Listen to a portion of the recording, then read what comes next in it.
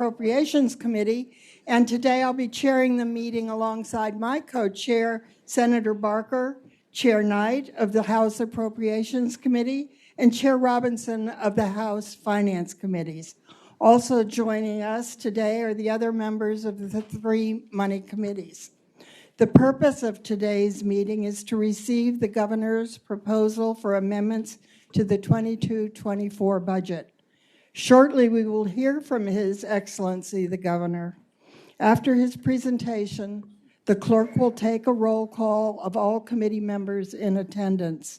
This will be followed by a presentation on the revenue outlook by the Secretary of Finance, Stephen E. Cummings. And we will then conclude with a presentation by Michael Mall, the Director of the Department of Planning and Budget. It's now my great pleasure to welcome the Governor, His Excellency, the Honorable Glenn Youngkin.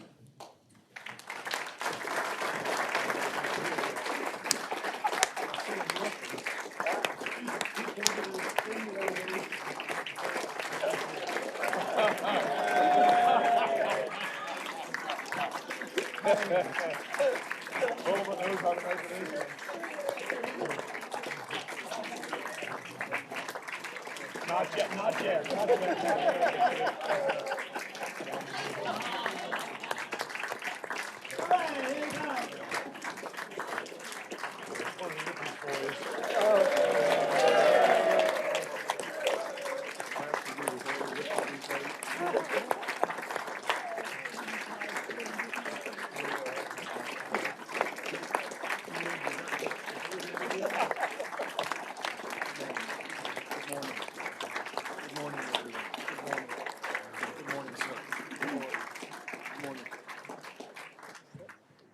Thank you very, very much.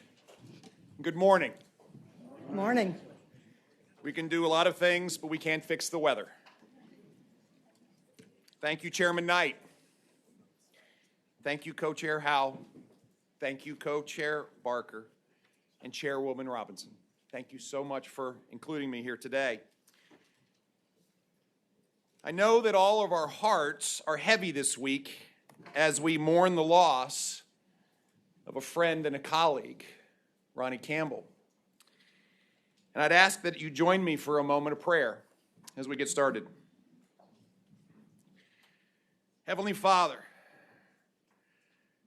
we lift into your eternal care our friend Ronnie Campbell. We thank you for his life, for all of the lives that he touched, and for the way that he lived his life. And Father, we ask for your grace and peace to be with Ellen and their children, their extended family, and their friends. And Father, we ask all this in a day that we celebrate a very, very good man. In your holy name we pray. Amen. Again, thank you for inviting me here today. Before we dive in, I'd like to acknowledge our Lieutenant Governor, our Attorney General, our Speaker. Thank you all. Thank you for being great partners on this exciting journey we are on together. Of course, I'd also like to thank my amazing wife, Suzanne, the First Lady of the Commonwealth of Virginia. Thank you for joining me this morning.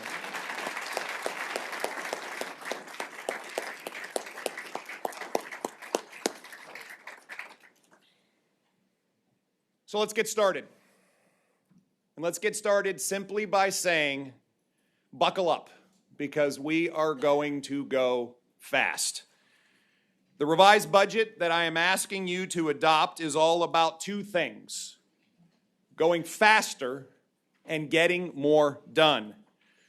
And it's the keystone of our Day 2 game plan, which is all about accelerating results for Virginians and taking Virginia to the next level.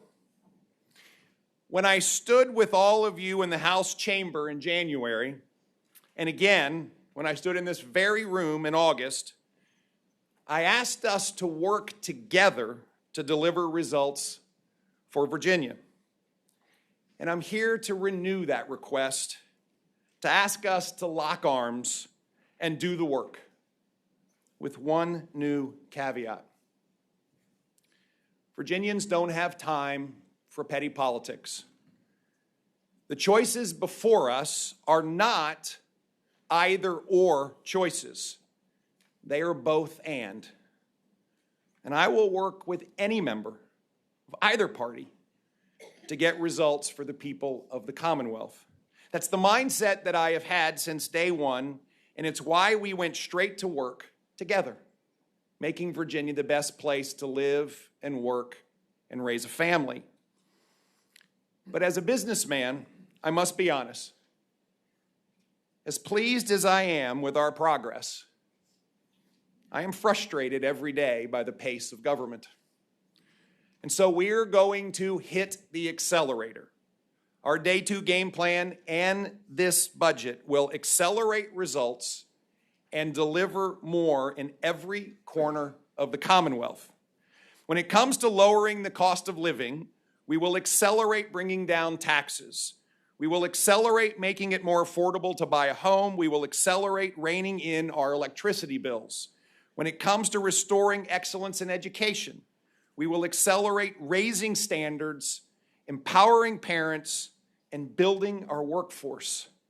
When it comes to our economy, Virginia will not just be open for business, not just competing, but we will accelerate so we will compete to win.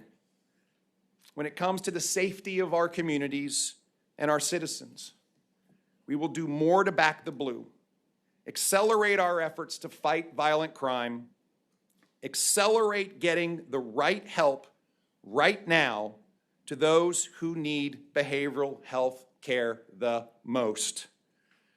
When it comes to our natural resources, we will accelerate meeting our Chesapeake Bay goals, safeguarding our communities from recurrent flooding, and preserving our natural wonders. And finally, when it comes to government itself, we are going to accelerate its transformation, driving better outcomes for less money. That's called efficiency. And our next targets for transformation are procurement and real estate, the stuff we buy and the buildings we own. And there are hundreds and hundreds of millions of dollars of real savings there. We are accelerating from an already unprecedented pace for Virginia government. Our work together over the last 11 months has been pivotal in getting the Commonwealth moving. The results are unmistakable. The budget that we approved together provided $4 billion in tax relief for hard-working Virginians in all walks of life. Nearly 100,000 more Virginians are working today versus this time last year. We've recruited flagship companies like Lego, Boeing, Raytheon, Rocket Lab, and Plenty to the Commonwealth. We've seen great Virginia companies expand like Hilton, Amazon, Purdue, Lowe's, CoStar, Hitachi Energy, and Thermo Fisher. And we've seen high-growth businesses like DroneUp, AeroFarm, Beanstalk, SmartRoof, and TemperPak accelerate even faster. All told, we've won 172 new projects and expansions totaling $11 billion in capital investment. Together, we passed the Commonwealth's largest investment in education, just as we promised we would. And we created the framework for new and innovative lab schools within the public school system, resulting to date in 8 lab school applications and more than a dozen in the pipeline. We stated clearly that in Virginia, we back the blue, providing record salary increases for law enforcement, increasing funding for training and equipment, and rolling back the early release of violent criminals. We created an Office of Transformation to fix broken processes just like we do in business, implementing monthly management reviews and setting metrics at every level. The results of that work and a committed, concerted effort by our state workforce is the $1.2 billion in unspent appropriations at the end of last fiscal year. All of this leads us here today and puts us in a position to hit the accelerator and take the Commonwealth to the next level.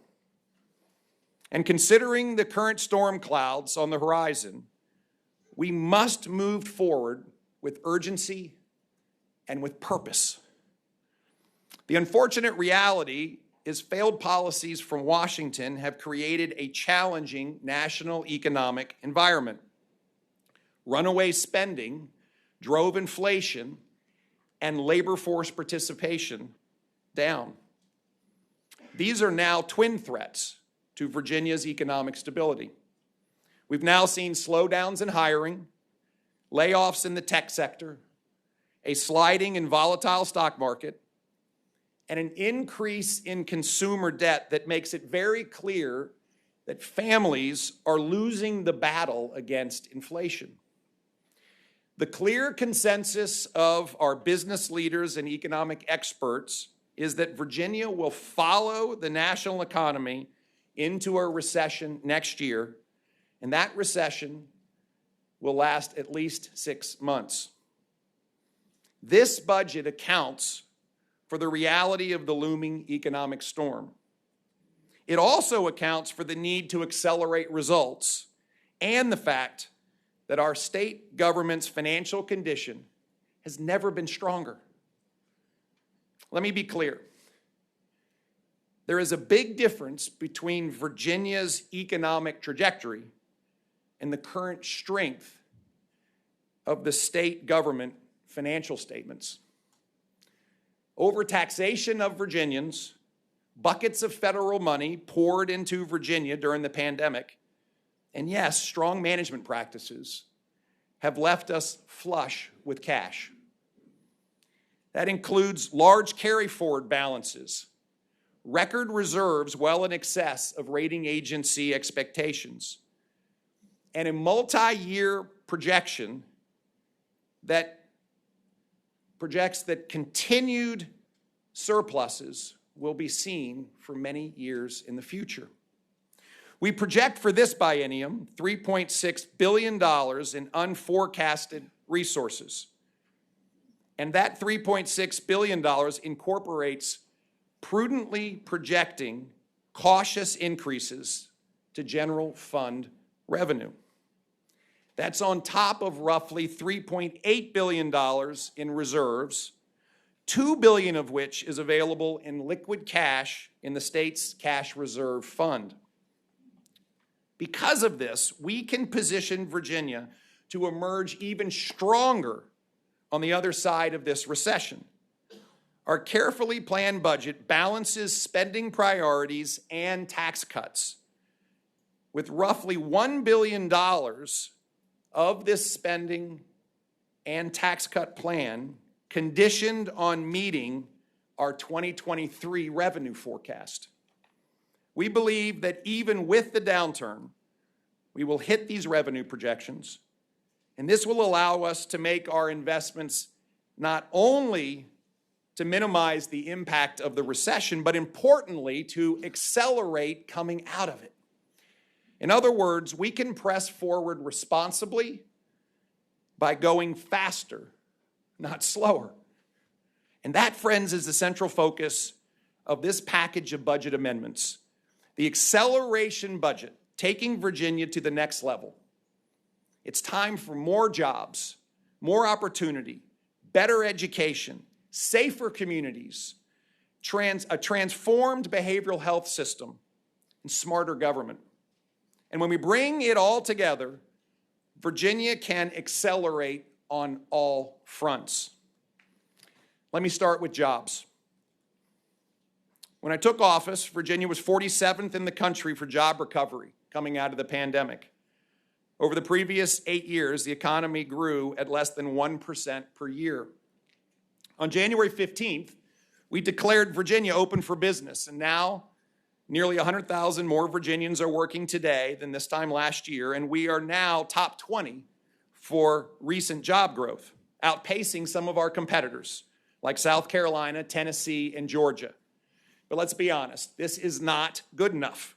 We want to be the #1 state for jobs, the #1 state for capital investment, the #1 state for sites, the #1 state for talent. We must go faster. We are not just going to compete, we are going to compete to win. And we must win against the best. North Carolina, South Carolina, Georgia, Tennessee, Florida, Texas. These states are all top 20 in the nation in pandemic job recovery and top 15 in population growth. Competing with them is not AAA ball, it's the major leagues, it's not the JV, it's the varsity. In the most recent fiscal year, there were over 7,000 economic development projects that were announced across the country representing over 600,000 jobs and almost $400 billion in capital investment. Virginia's share of that was 3.4%, while North Carolina was nearly double that. And the difference between the JV and the varsity when it comes to job growth comes down to 3 things: taxes, sites, and talent. When it comes to taxes, Virginia took a big step last year when we together cut costs for Virginians with over a $4 billion package in tax relief that translated into almost $1,500 in the first year for a typical Virginia family. We can do even more. Taxes are still too high in Virginia. To win the race for jobs, we put ourselves on a path to reducing both individual and business taxes, and we put ourselves on that path today. If you look back at our competitor states, 2013 emerges as a pivotal year. Our competitor states set themselves on a path to lower business or individual taxes, or both. Meanwhile, Virginia stood still and in fact started increasing and adding new taxes and fees. Virginia increased the gas tax and added new sales taxes. Local governments added new taxes and fees.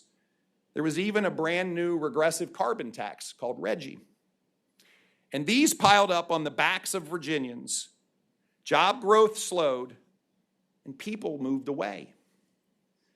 So now we turn the tide and we have the resources to do it. I am proposing that we lower Virginia's business tax rate from 6% to 5%. The first step toward an ultimate goal of 4% by the end of our administration.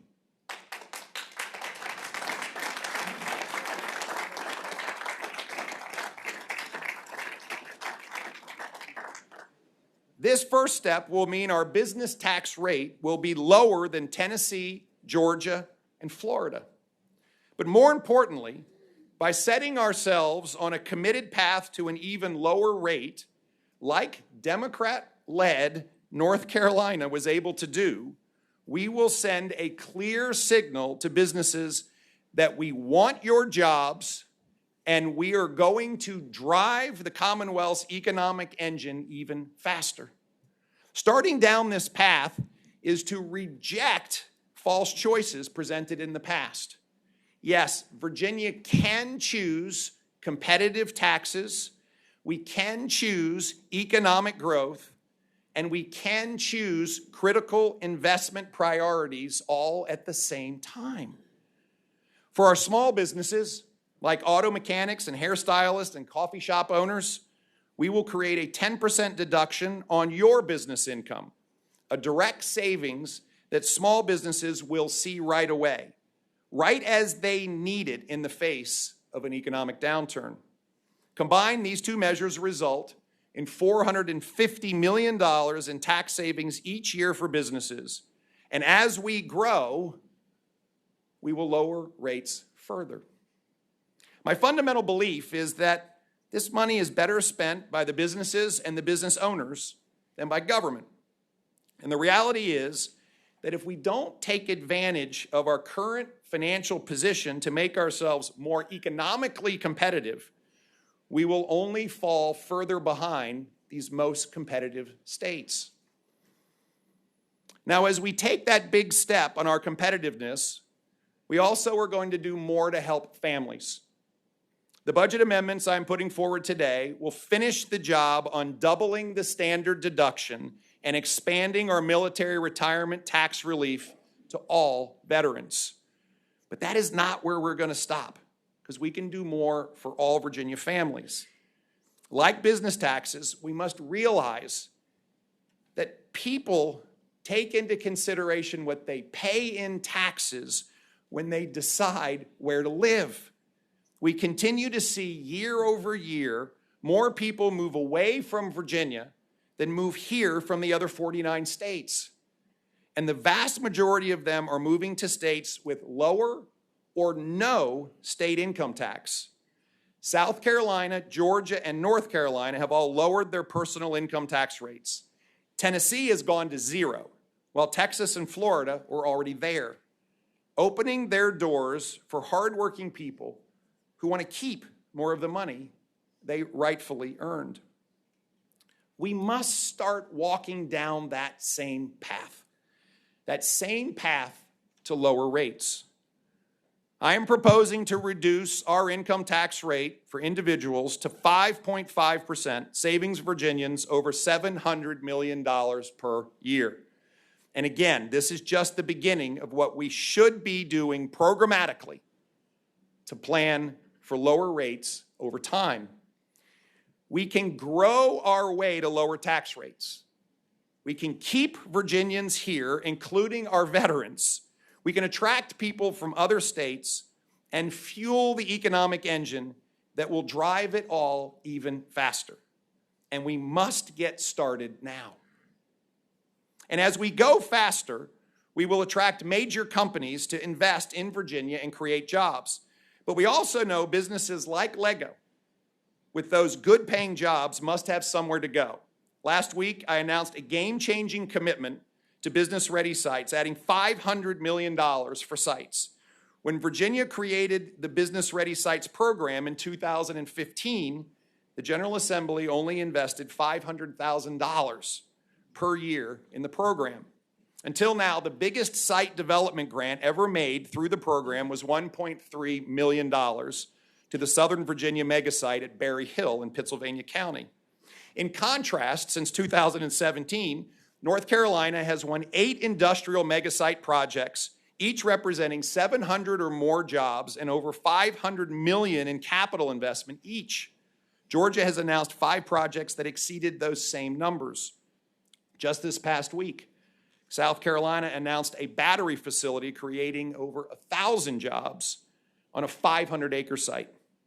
Meanwhile, Virginia has won only 1 project on a site of over 250 acres, and that was Lego. The opportunity cost of inaction is clear, and it's alarming. Since 2016, Virginia was eliminated on projects that represented more than 55,000 direct jobs and $124 billion in capital investment for one reason: sites. We've begun to turn the corner. Last year, Virginia's budget put us in the game, and when VEDP opened the first $90 million tranche of funding for sites, we received over $335 million in requests. Like I said, it's time to stop playing small ball. We are here to win. And of course, once you have all the jobs and the sites, our people must be ready to fill these vacancies. And that is all about talent. I see it every day as I travel around this great Commonwealth. We have talented people, ambitious people, people ready to do the hard work and support their families. We just need to help them do it. Right now, the state's workforce development is spread out over 1,500 disparate training programs with roughly $485 million in federal and state funding spread over these siloed and overly bureaucratic processes. Before the General Assembly convenes in January, we will introduce a comprehensive workforce consolidation bill to modernize how government supports talent development. It will be about efficiency and effectiveness, measuring outcomes defined by the number of people who get jobs. With these budget amendments that we are going to introduce Today, we are going to accelerate our investment to harness the talent of our people. I'm proposing over $60 million in additional investments in talent and workforce development. This includes over $11 million in regional accelerator projects in Hampton Roads, Southside, Central, and Southwest Virginia. $21 million for the Virginia Community College System to accelerate industry-recognized credentials in high school through enhanced dual enrollment, to expand career placement services, and to accelerate the Fast Forward and the G3 programs. It will take a lot of work, but by the time I leave office, I want us to have a plan to graduate every single high school senior in the Commonwealth of Virginia with an industry-recognized credential. We also include $5 million more for the Virginia Talent and Opportunity Partnership to support more internships and apprenticeships, and $24.5 million to accelerate the business-led Go Virginia Talent Pathways Initiative with clear and specific guidelines on the kinds of programs that we will fund, matching local, regional, and private sector funding. These efforts, when paired with our broader workforce reorganization, will accelerate our efforts to help Virginians, including younger Virginians, obtain the skills necessary for good-paying jobs that come with the many opportunities that we see in the future. We will win the race for talent development. This is how we compete to win. We get our taxes down to be more competitive. We make sure that we have business-ready sites, and we invest in talent. We invest in Virginians driven by business needs. With my proposed changes, all told, Virginia will have made a $5.9 billion commitment to its economic future.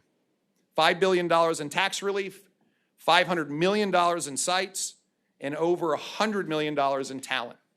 That is a statement. But this is not the only place we are going to hit the accelerator. Last year, we passed together the largest K-12 budget in history. That included 10% raises for teachers, $100 million for a bipartisan lab school initiative, $1.25 billion in school construction support, and a big step, a necessary step forward in elementary school literacy. However, the dismal test results and NAEP scores we've seen over the last 6 months make it clear how much work we still have to do. The COVID-19 pandemic exacerbated the learning loss, a learning loss that was already underpinned by a systematic effort over the last decade to lower standards.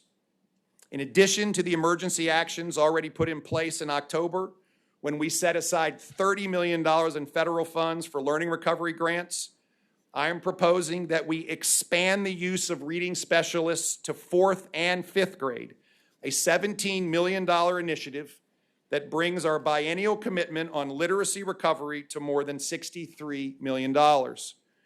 We are also including $7 million more for math specialists at the schools who need the most help, targeting the bottom 10% of schools in math performance based on spring SOLs. We are driving $20 million targeted to 2 of our biggest early childhood education deserts in Petersburg and Hopewell and in far southwest Virginia, Lee, Wise, and Scott counties, both areas that saw significant pandemic-related learning loss. This money will increase the availability of mixed delivery slots to an additional 1,100 children. We must accelerate our efforts to bounce back from the damage done by closing our schools and lowering standards. Now, let me be clear. Teachers are at the heart of that. A good teacher connecting with a student can change a child's life. I personally have experienced that with Miss Betty Weaver in the 4th grade. And I know everyone in this room can look back on one teacher that changed your life. Teachers work every day to make the world around them better, along with nurses and law enforcement officers. They are what we call quiet heroes. And one thing I am most proud of in this budget is what we are doing for those quiet heroes. Combined, it's a package of $175 million for bonuses, reward incentives, expanded career pathways, and recruitment for the people who serve our communities every day, the people who teach our children, people who care for us when we're sick, and the people who keep us safe during the Christmas season. For teachers, I am proposing a 1% retention bonus to be paid next August. And I am also proposing a $50 million investment in what we call the A+ Teacher Reward Program. This locally driven program will provide $5,000 bonuses to teachers based on merit. This is a way to reward the teachers who are having the biggest impact because they deserve it. We all know we need more nurses, especially those with advanced nursing credentials. Virginia hospitals have identified a shortage of more than 4,000 nurses at their facilities, and vacancy rates are estimated as high as 40% across all healthcare. And while we always need more nursing students, the critical issue we face now is that as many as half of the students graduating from our nursing schools aren't able to complete the clinical requirements and don't ever enter the nursing workforce. Nursing education programs are unable to expand clinical capacity because they lack clinical space and they lack the faculty. That's why this budget includes $35 million for the Earn to Learn Accelerator, where we will bring together our nursing schools and healthcare providers to expand the number of clinicians and clinical settings providing training for nurses. Nurses will earn, serving at their current certification level, while they learn the skills necessary to get an advanced certification. An LPN could earn up to $24 an hour while they work the hundreds of clinical hours needed to become an RN. We will pair this with a $10 million investment in nursing preceptors, offering up to $5,000 per semester to veteran nurses who train the next generation of caring and skilled nurses. We are going to accelerate the rebuilding of the nursing pipeline so that we can care for one another. And finally, in our Quiet Heroes package, we are going to state unequivocally once again that in Virginia, we back the blue. Earlier this year, I launched Operation Bold Blue Line so we could dramatically accelerate our efforts to recruit and train law enforcement. Law enforcement vacancy rates are routinely 20% and are approaching 40% in some of our cities in Virginia. Prosecution has dropped significantly. Witnesses are less willing to come forward. And it's clear that Virginia's blue line has gotten far too thin. So in a sustained effort to comprehensively address these challenges, we have allocated $30 million for national recruiting strategies, $20 million for additional violent intervention grant and prosecutors who are tough on crime, $14 million for courts and public defenders, and $2.5 million for witness protection. We know this strategy works because we've seen it. In Petersburg earlier this year, the Virginia State Police worked with local law enforcement to launch an increased surge in law enforcement presence. The result was a 46% drop in homicides and aggravated assaults with a firearm over a 120-day period. The budget we signed in June included over $400 million for law enforcement, including historic pay raises. We are including almost $16 million more in these budget amendments to address compression issues for state police, sheriff deputies, and others caused by those pay increases. This isn't political. It's common sense. We've got to fix this for the women and men who put themselves on the line for us every single day. When we stand for and with law enforcement, giving them the tools and resources needed to do their jobs and to prosecute crime, our communities get safer. We are so grateful for what these quiet heroes do for us. They do it every day. And I look forward to working with all of you to have their backs in this upcoming budget. One of the issues challenging law enforcement every day are the problems with our behavioral health system. The aftermath of the pandemic has illustrated many challenges, but none are greater than the behavioral health crisis we are experiencing across Virginia and across the country. Our jails, emergency rooms, and hospitals are filled with people in mental health or substance use crisis. Law enforcement's overwhelmed, our teachers are burned out, parents and families feel lost and alone. Too many Virginians are afraid. Almost 1.5 million Virginians have some form of a mental health issue. About 340,000 of those have a serious mental illness. The number of fentanyl and opioid deaths, suicides, and yes, murders, devastating families across the Commonwealth is simply unprecedented. Frankly, the Commonwealth's behavioral health safety net is not equipped to address the demands that are being placed on it today. Yesterday, at Parham Doctors Hospital, I launched Right Help Right Now, an initiative that outlined a package of $230 million in new investments in behavioral health.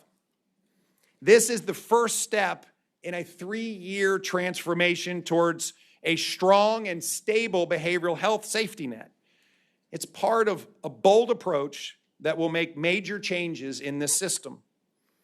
I outlined 6 pillars yesterday: same-day care, relief of the burden on law enforcement, greater capacity, a focus on substance abuse, a stronger behavioral health workforce, and consistent innovations that will take us even further. While I will not recap the entire package, I want to reiterate the major steps we can take right now.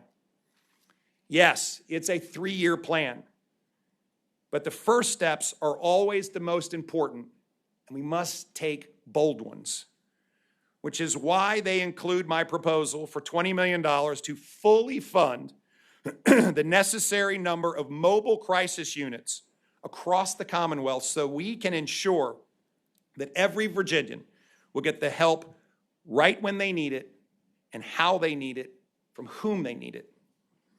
We are also proposing $58 million to increase the number of crisis receiving centers, including fully funding the number of necessary centers in Southwest Virginia and Hampton Roads. These regions have been too often left behind. And finally, a $20 million investment to contract with hospitals to build out psychiatric emergency services. These are big steps to building the capacity that we need in order to serve Virginians. And finally, on substance abuse, we will together launch an ongoing crusade against the horrors of fentanyl poisoning and opioid overdose. I'm so pleased that one of the principal issues the First Lady is focusing on is increasing awareness surrounding fentanyl poisoning, truly helping our young people make wise choices. That's why she and our Attorney General launched the One Pill Can Kill public awareness initiative around the dangers of counterfeit drugs and fentanyl. This work stands on the shoulders of the broad bipartisan effort to strengthen behavioral health in the Commonwealth over the last 15 years.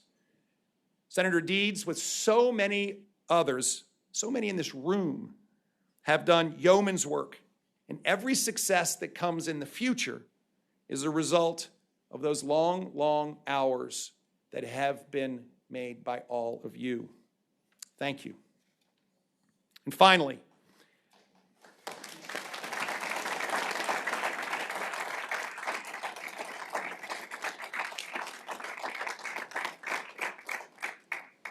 I want to address the real need to accelerate conserving and preserving our beautiful Commonwealth.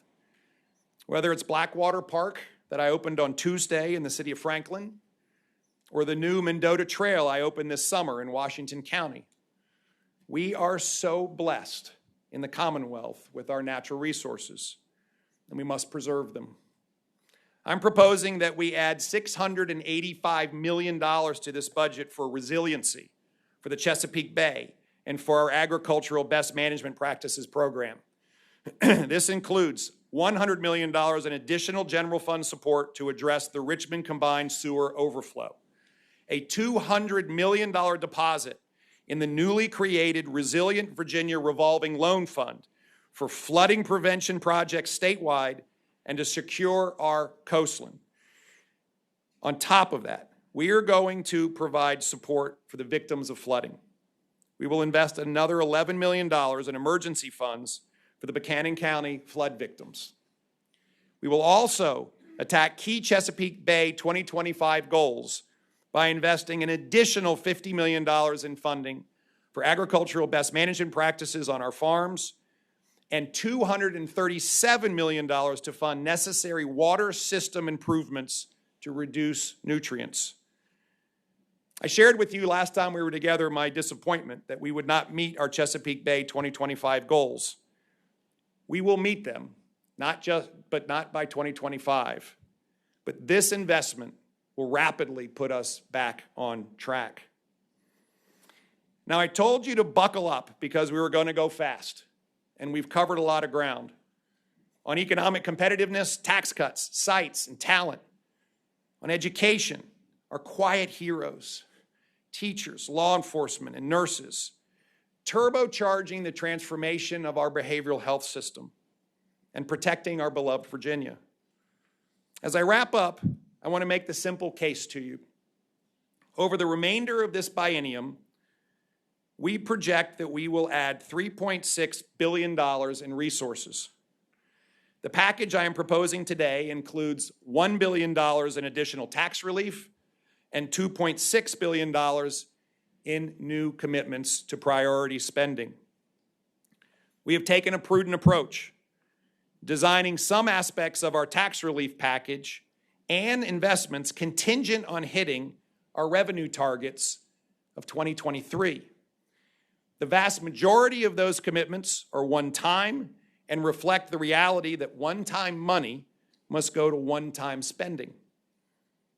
Again, we have put contingent safeguards in place on other spending priorities to guard against the uncertainty of our already conservative revenue forecast. And finally, with the strong forecast revenue growth over time, the out years of this budget continue to be structurally balanced. I say all of this because I want to ask you to join me over the next months in the spirit of partnership. I fully understand the General Assembly plays an equal role in crafting our budget, and I respect that. And I look forward to hearing from you and working with you to get us across the finish line on time this year. There is much work to do to make Virginia the best place to live and work and raise a family. But we only get there by locking arms and working together. So the question before us is, over the next few weeks, will you be bogged down by the partisan rancor of an election year? Or will we all together rise above and demonstrate that, yes, we can get things done? Virginians deserve it, and there is no time to waste. The spirit of Virginia is alive and well. And in order for our great Commonwealth to accelerate, we must work together. We must work together to deliver the great Virginia promise to all of the Virginians who expect us to go to work for them. They deserve leadership that works together, leadership that is going faster to deliver more results. I hope that you can join me. God bless you, and God bless the Commonwealth of Virginia.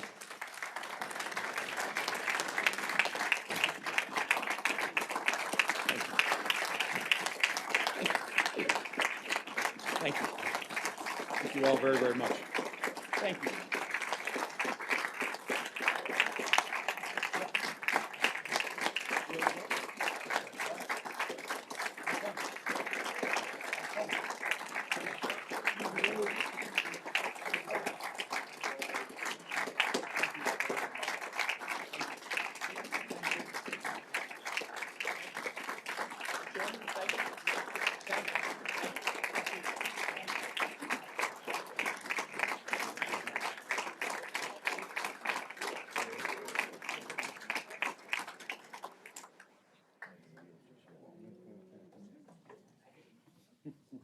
Well, I'm sure we all want to thank the governor for his presentation. And now I'd like to ask the clerk to call the roll.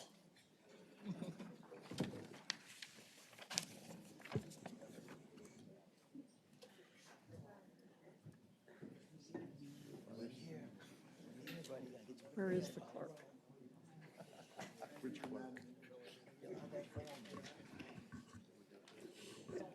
Can the clerk call the roll, please?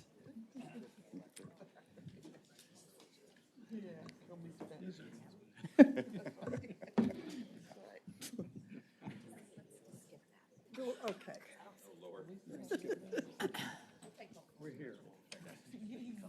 Well, there doesn't seem to be a clerk to call the roll, so let's move ahead. At this time, I'd like to ask Secretary Cummings to proceed with his presentation, and let's hold our questions until the end. Good morning, Secretary. Thank you, Co-Chair Howell. Thanks to everybody, Co-Chair Barker, Chairman Knight, to Chair Robinson, and all committee members and staff. So delighted to be here in front of all of you. I can tell you that I'm very excited to be presenting this today. I've seen for the first time the process that this goes through. I'm amazed and very pleased to be part of following up the governor's remarks on what I view as such a strategic plan. I've been part of many, many planning processes in my 40-plus years of business, and this has been a very exciting opportunity for me. So I'm going to be presenting our revenue forecast and the proposed amendments. Following me will be Michael Mall, Director of Planning and Budget, who's going to go through more of the specifics on the spending plan that backs this up. So very quickly here, you can see my agenda. We're going to take a quick look back at 2022. We've looked at that a lot, but we'll start with that. Talk a little bit about year-to-date trends. Talk about the economy, the process we went through working with the Joint Advisory Board of Economists, how that led to the interactions with our Governor's Advisory Council on Revenue Estimates, and then ultimately into the governor's proposed December budget that is the topic of today. So let me just walk you through the storyline here. After an extraordinary year of revenues in FY 2022, which I think will go down in history for all of us, we're now looking at a situation where year-to-date FY 2023 trends continue to show solid growth. We'll look at that, and as I say to people, if you just put blinders on and just looked at that, you would say the world's really not that bad, and we've been saying that for a number of months, but this has continued here. Withholding sales, non-withholding taxes have continued to be positive. The early indicators, as you might expect, around corporate and recordation taxes are under pressure, reflecting the effects of what's going on in the economy and by the Fed. While recent data does support the fact that inflation has reached its peak levels, it does still remain close to 40-year highs. And the Federal Reserve has made it clear over and over again, which people just don't want to hear, that they are not done, that they are going to beat inflation. So given the Fed's aggressive stance, and after our work with the Governor's Advisory Council on Revenue Estimates, GACR, we've adopted a very prudent outlook for this December forecast. It is more cautious at every step of the way, with a recession that begins at the end of Q3, next quarter of FY 2023, and will last 2 to 3 quarters. As a result of that, we're going to, in addition to that, I would say, we will have a steep downturn in non-withholding. As you know, we've been all looking at that. I know you look at that as that's our big risk. We've been watching that. We are predicting a steep downturn to add more conservatism to this, and sales and use taxes softening and continued decline of corporate taxes. But given the stronger first half of FY 2023 versus the Chapter 2 forecast, the result of our December forecast is that the biennium will have a $2.2 billion higher number than the forecast assumed in the current budget. That's before any policy adjustments. Just to put in context, our general fund revenues for last year were $28.9 billion, and for FY 2022, and they're projected to be $26.4 billion in FY 2023. Prior to the enactment of the governor's proposed amendments, the forecast process projects excess resources of $3.6 billion at the end of FY 2023. I think you're familiar with these contributing factors here. We have higher projected revenues of $1.7 billion for FY 2023. We released the super deposit that was set aside and the taxpayer reserve that in the aggregate are about $850 million. We expired appropriations that are not restricted. As you recall, the governor mentioned this. We had $1.2 billion of unspent appropriations, 400 of which was unrestricted. Out of that, we've gone through it, and the governor has pulled out $233 million to contribute to the sources at the beginning of this budget. And also, we've had increased federal resources for Medicaid with the extension of the public health emergency for a quarter. And then the surplus that's projected is FY 2024 of $500 million, 2023, sorry, that rolls into 2024. And as the governor said, of that $3.6 billion, $1 billion will be dedicated to tax relief for individuals in large and small businesses, and $2.6 billion targeted to targeted spending, largely one time, which you'll see in a minute, including capital spending of $500 million. We have a structurally balanced budget within this conservative revenue outlook. In addition, given the present circumstances, we have added in an accordion feature, which will be triggered if our revenues do not hit the target number for FY 2023. Lastly, just as a matter of good common sense and financial planning, we have done our 6-year plan that is required per code. I know this is done every year. I didn't see it last year, but this is going through FY 2028. We are showing this dip in the economy. It comes back in FY 2025, and all of these numbers, as you will see, support the appropriateness of the budget with a structural balance throughout the entire time period. So despite the current economic uncertainty, Commonwealth in Virginia is really in an extraordinary position and is able to do the both and, lower the cost of living for our taxpayers and at the same time attract more companies and individuals to come to Virginia, bring more workers to our economy, and make the critical investments to address priority needs. Last year was a both-and year. This is another both-and year. So let's look at FY 2022. You've seen this before. First of all, if you remember, down to the far right, we had a 16.3% year-over-year growth rate in our overall revenues. Strong results continued in our withholding, in our sales, in our corporate taxes through that period. Non-withholding off the charts, from $5.3 million in our official forecast. If you go to non-withholding, we had an actual of $6.8 billion. $4.3 billion of that occurred in the fourth quarter. That's the risk we've been very focused on, and you'll see that we've addressed. And then fourth, if you look at the $1.9 billion that we exceeded that forecast of the actual versus forecast in the third column, 90% of that was a result of non-withholding and refunds. Looking at year-to-date, you've seen the money reports.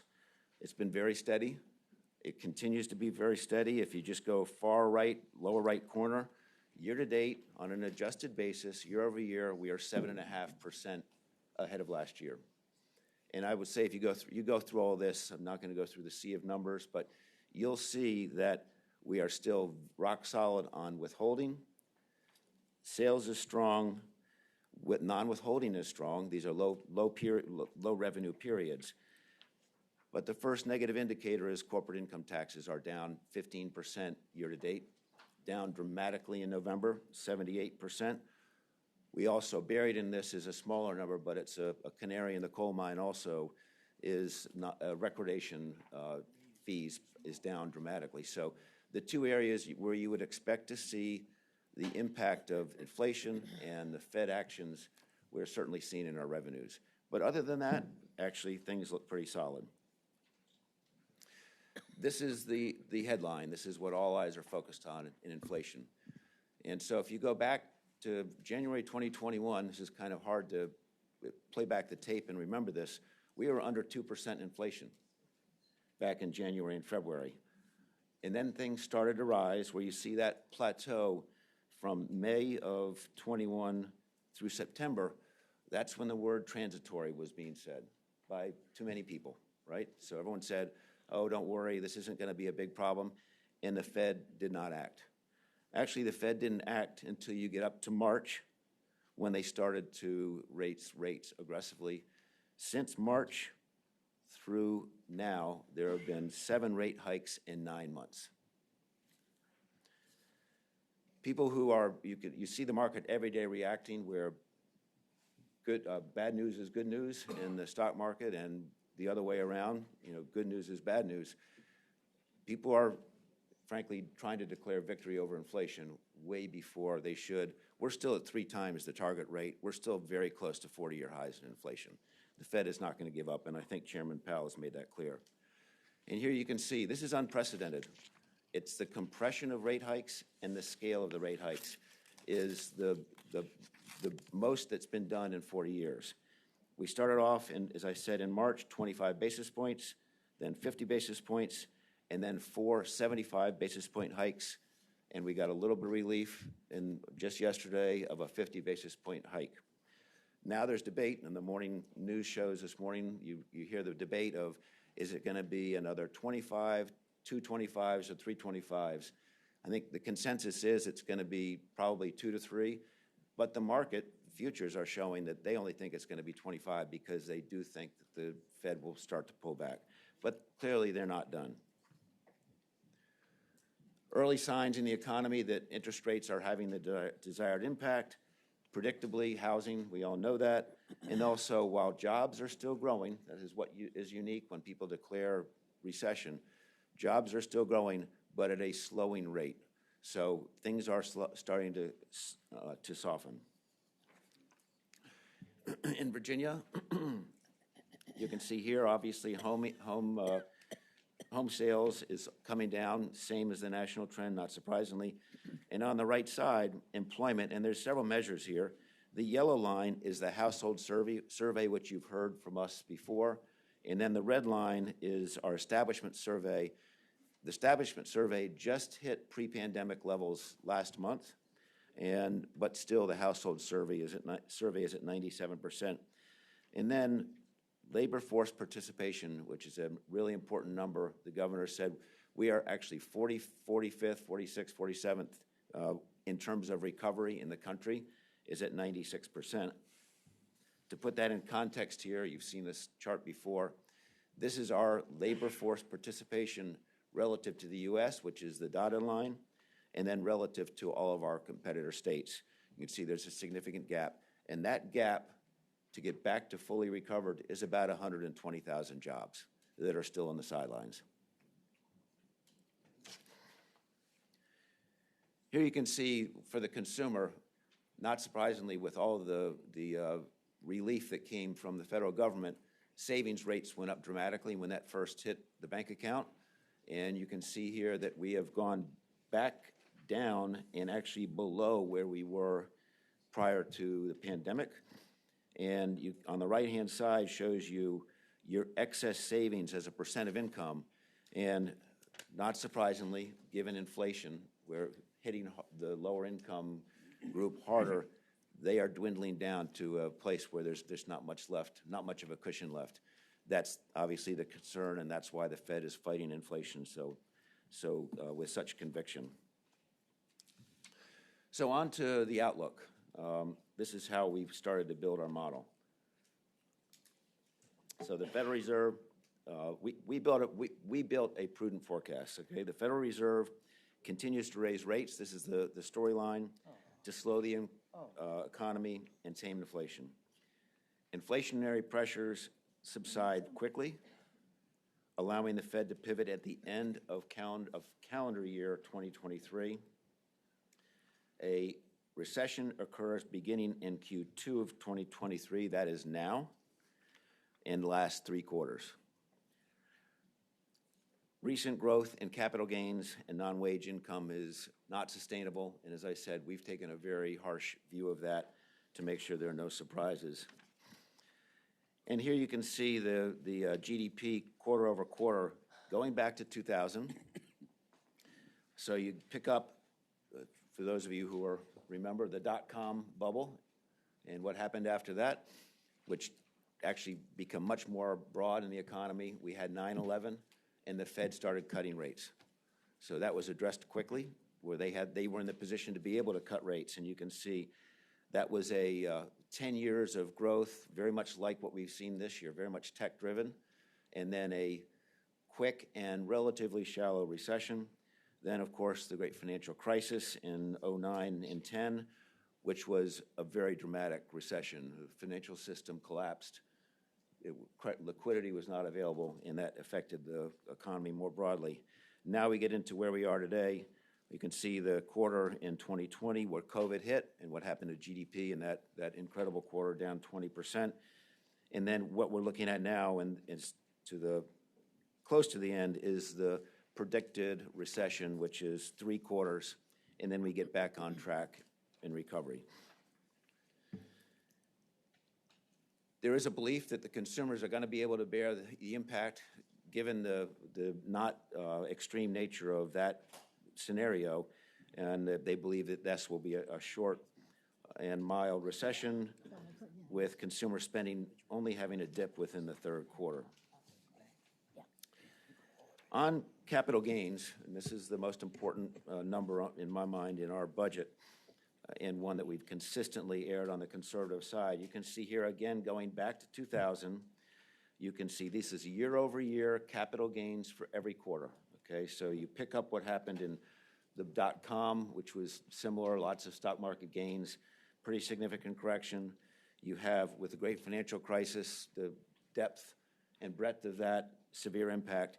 And then you go to the right, and once again, we've had very steady, consistent growth in the stock market. So we've had a long period of strong capital gains, and on the far right side, bearing in mind that the vast majority of your capital gains receipts are in the 3rd and 4th quarter. Those are the 2 quarters that we're showing here. We are hitting them really hard. 35% down in the 3rd quarter, and then 33% down in the 4th quarter. Well beyond anything that's been in history. We looked at a model that our economist and economist team put together. We told them, let's take it down another standard deviation to make sure that that's one that's going to come quickly, and we cannot be wrong on that number as we just launch into the budget. So that's the budget that was presented to Gaker, okay? That's the output of the economists' conversation, and then we deliver a model to Gaker. The consensus view of Gaker, and I don't know what the past has been in the engagement level of the members of that. We've had 3 meetings with Gaker. I know that hasn't happened before. We did one in June, July. We did a second one in late August, and then we did the traditional one in November. And each one was an update on how are you feeling on some pretty consistent questions. It got more negative with each one of those conversations. And for those of you, I know a number of you people were in the room for that, it led to a consistently conservative view that we took the standard forecast down to a point where it's much closer to a pessimistic forecast. And the outcome of that is that we are going to have a recession that starts a quarter or 2 later. It's going to be tougher, but it's still going to not last that long. It's a 6 to 9 month recession. Here you can see where we compare the economic outlook as presented to our Gaker group, and then the December is the outcome after the Gaker meeting. A little confusing. And you can see the more optimistic is the top set of lines. So if you go to GDP, Gaker was in 2023, 0.1% GDP growth. That actually went up to 0.4%. But you can see in 2024 a dramatically negative deviation from what was originally presented. And that is consistent throughout. More optimistic on what happens in 23 because it gets delayed, and more pessimistic about what happens in '24. And here you go. This is a walkthrough of how that plays out. First, $28.9 billion revenues for 2022. You can see Chapter 2 is 24.9 versus that 28.9. As you recall, we never touched that number when we did our mid-session forecast in February of last year. So we always said we've got a very conservative budget. Really pleased that we did that, so we didn't get ahead of ourselves. And then Gaker took that 24.9 up to 26.3, but down from 28.9, and 2024 at 28. And the net is over on the right side for the biennium, $2.2 billion of incremental revenues added to the biennium coming in out of the projection that went to Gaker. Post-Gaker, with the input of the business leaders around the table, we moved it later, we made it tougher. The outcome was we shifted dollars. We moved dollars into 23 and out of 24. Bear in mind that is not really considering what we did on our non-withholding figures, which is the most dramatic change. So with that outcome, these are the proposed amendments as the governor has just outlined. Very much focused on reducing the cost of living, giving taxpayers back some of their money, but also strategically is addressing a long-term problem, which is how do we grow our economy? So tax conformity, we will conform. It's de minimis, a couple very small things, not that much to stay in conformity. We then have the 25 basis point reduction for individual rate from 5.75 to 5.5. You can see the cost of that in 2020 year. That's for tax year 2024. Standard deduction, going back to get the rest of the standard deduction that the governor proposed last year, the $9,000 and $18,000 for tax year 24. Again, going back to get the rest of the retirement subtraction for the military. It's a unique asset, all the military veterans that are in the state of Virginia. We believe we should use that more offensively. Let's keep them here. Other states do what we're proposing. We want them to stay in Virginia. Decreasing the corporate income tax rate from 6 to 5 with a stated intention to take it 4.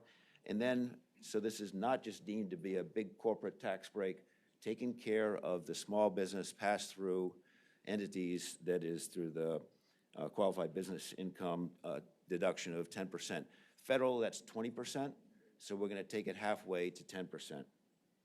And then the business interest expense, taking that, as you know, this has been around for a while, taking that up another notch. Last year you took it from 10 to 30. We're proposing we take it to 30 to 50. And then the last is a quite small one. Frankly, we'll never get that big. But this is to create an incentive to the controlled environment agricultural companies like Plenty.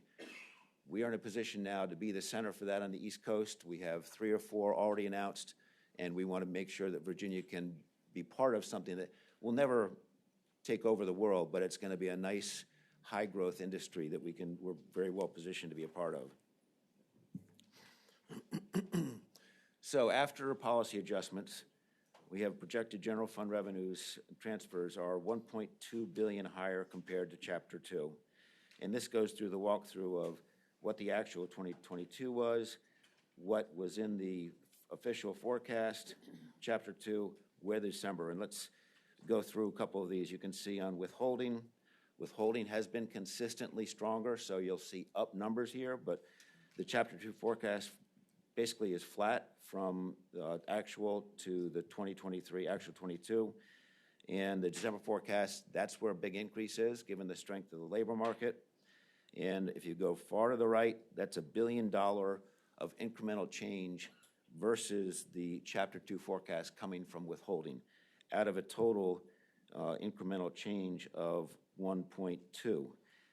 The offset of that is the next line is non-withholding, $6.8 billion in 2022, and we're taking that all the way down. Chapter 2 is 5.2. We're taking that all the way down to 5.1, and if you go to the right, taking it further down to $4.6 billion in FY 2024. We are getting back to the place which is on track with what historical numbers would look like to make sure we're not overestimating basically prepare for the worst and hope for something better. That's $1.1 billion of a negative to the number. And then you can go through the others. Sales and use has continued to be strong. That's a net add. Corporate's a net negative, given the trends that we're seeing. If you go to the right of $250 million, and that really explains the deviation here.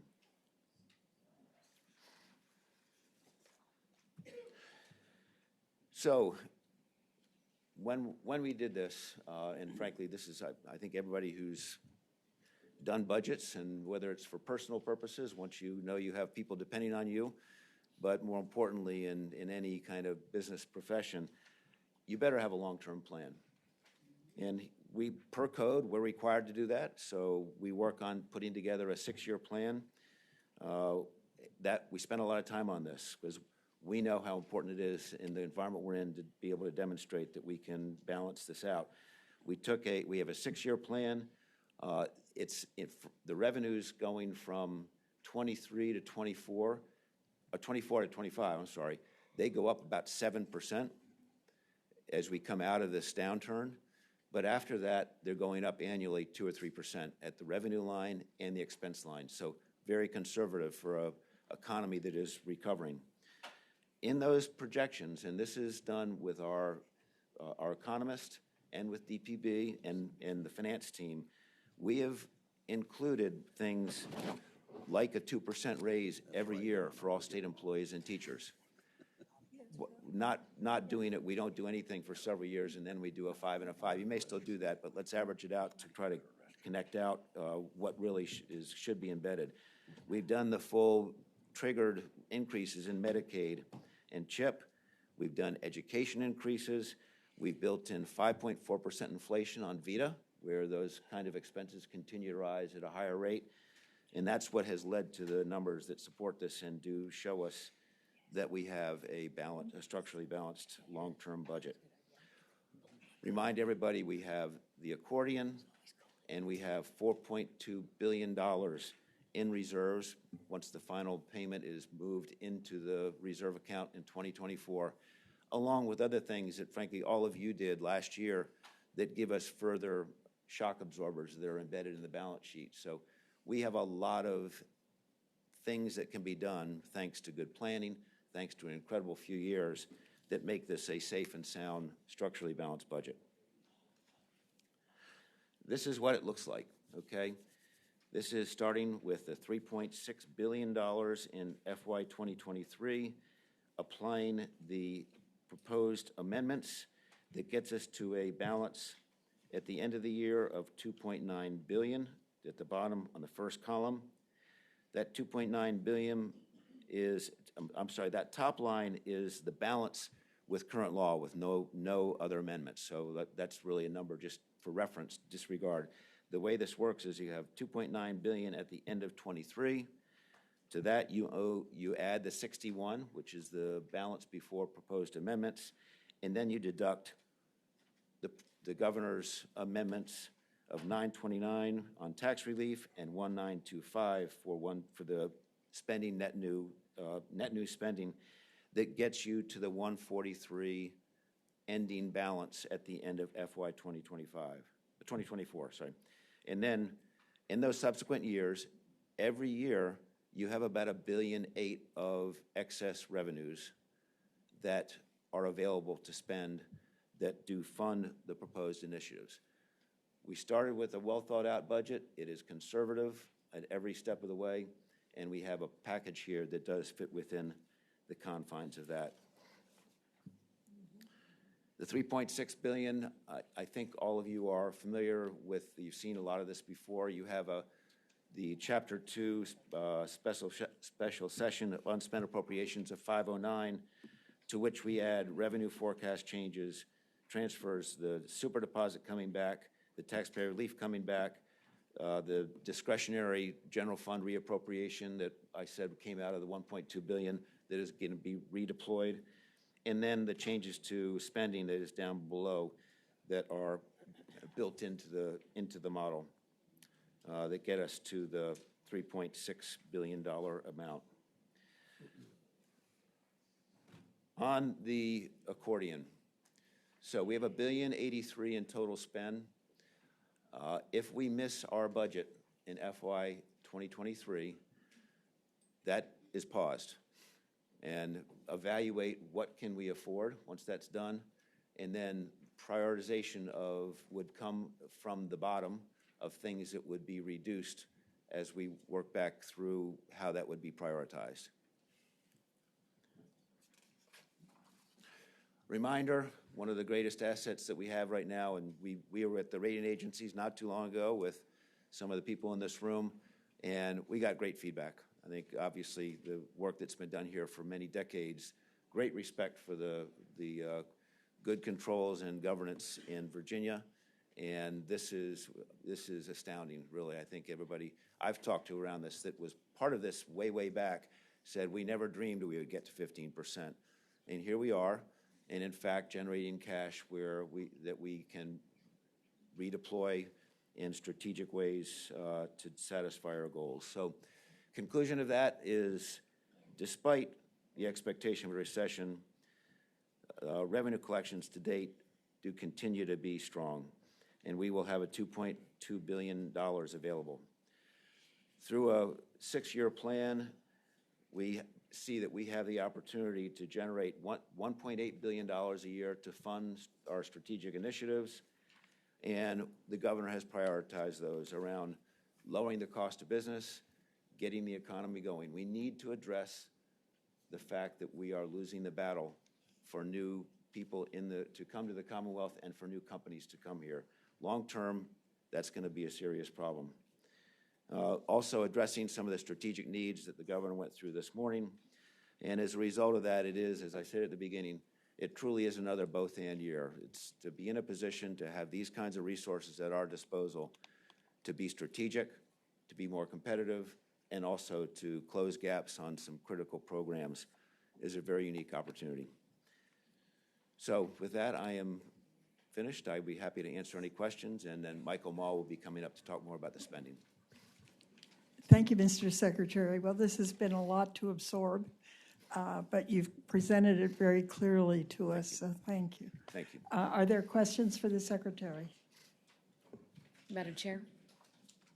I hear someone. Oh, good. Okay. Delegate Brewer. Thank you, Madam Chair. Secretary Cummings, so obviously with the governor's proposal, there's going to be a major reduction to corporate and business tax, and that obviously depends on future estimation. What assurance can you give us that these estimations will materialize in future revenue? And then also, when you're looking forward, when we look at future spending, where do you see this sourcing out? Yeah. Well, we spent the last 5 months with all of these teams working on this plan and understanding and challenging the revenue assumptions first.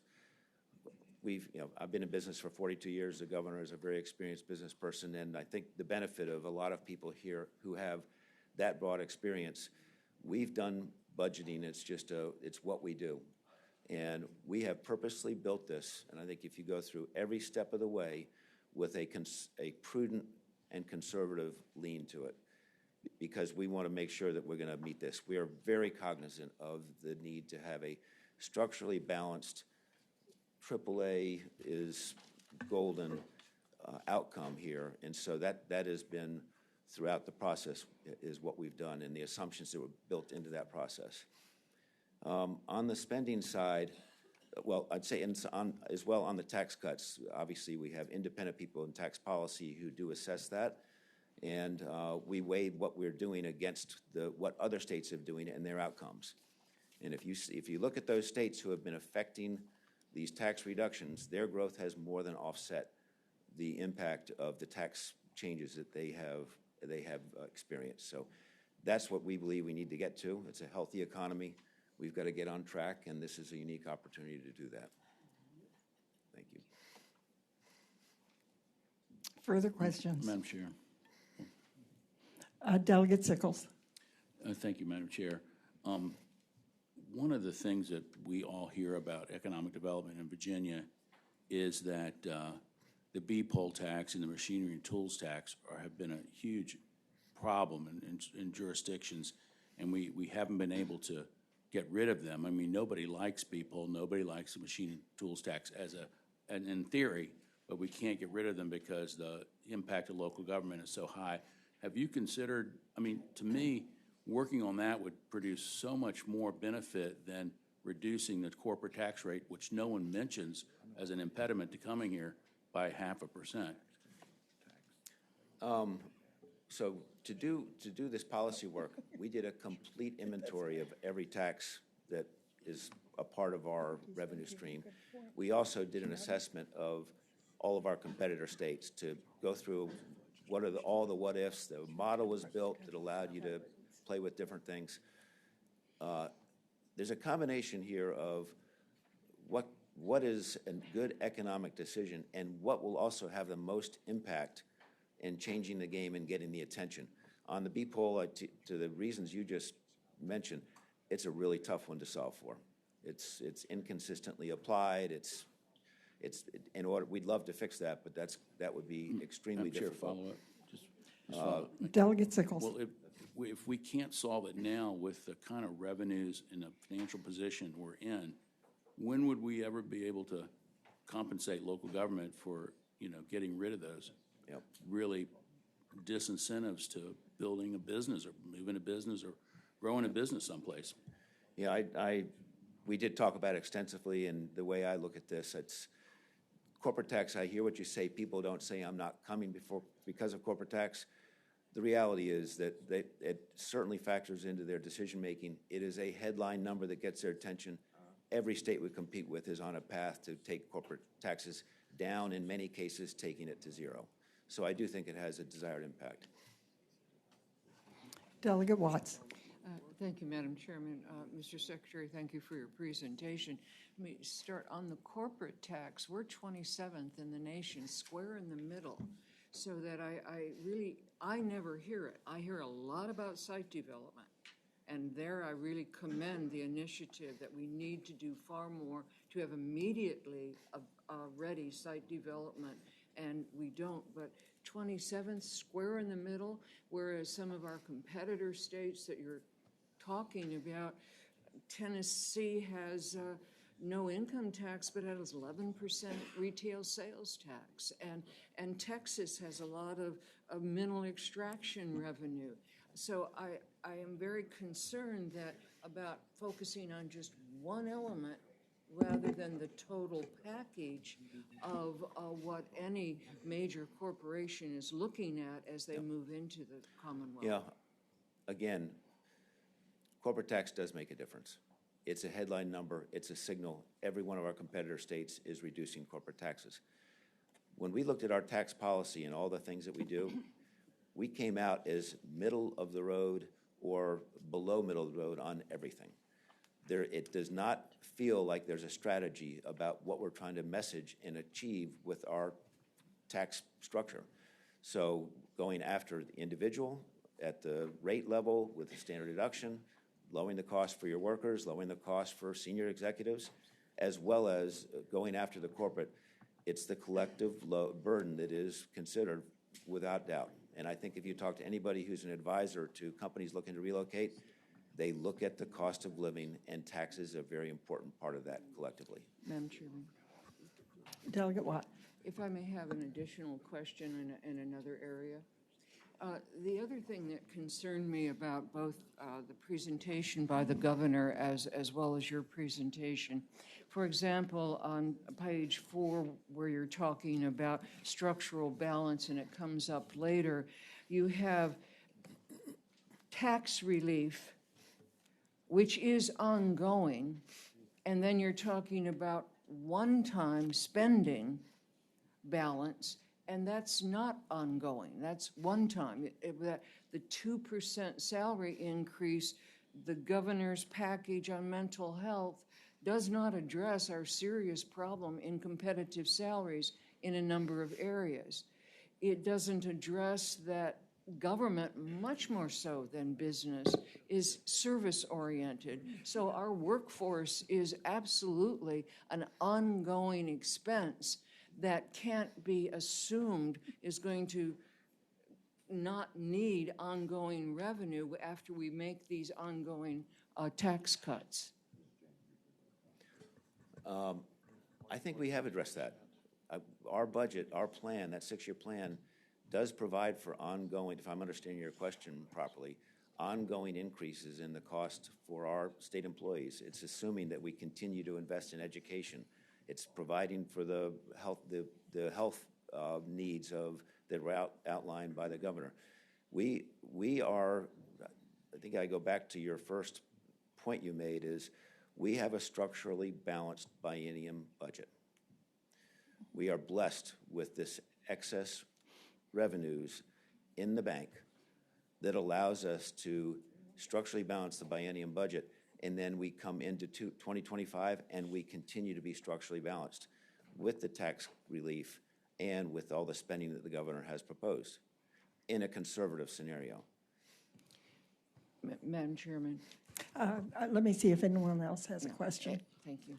Does anyone else? Yes, Senator Newman, and then I think Senator Abbott. Yes. Madam Okay. Chair, first, thank you, Ms. Secretary. I appreciate the fact that it was clear, but it was also long-term, and we're not always getting the long-term. It's very helpful. Personally, I think I'm very pleased to see that we're doing something about the corporate tax. And one of the items that must have been considered is if you're an S corporation in Virginia today, and you're being taxed at 6%, you're almost forced to pull the money out at the end of the year so that you can go down to the individual rate. And that has never made sense, and I don't know, if we've ever really looked at that. But the fact is that if you're a C corp, it might make some sense, but if you're an S corp, it just doesn't make sense. And the last thing is, I really hope we're able to start looking at budgets in a dynamic way. I know it's difficult, but when you do this and you see the economic impacts that take place from it, there's going to be an economic gain that'll take place from it. And I just hope that at some point we're able to kind of do maybe even a better job of doing dynamic. So it's not just we're losing money because we're cutting taxes. We're reducing the tax rate, but we're bringing in additional revenues. I 100% agree with that, Senator Newman, and I would say that that assumption, we'd not built in any assumption on real economic growth. So that is what's happened in other states who have gotten on this path. So I think that that's an important point, again, keeping this conservative. On your first point, the qualified business income deduction of 10% is designed to address exactly what you're talking about. Let's do something for those pass-through entities, small business owners, that brings that real rate down so it is actually closer to what the real individual income tax rate is.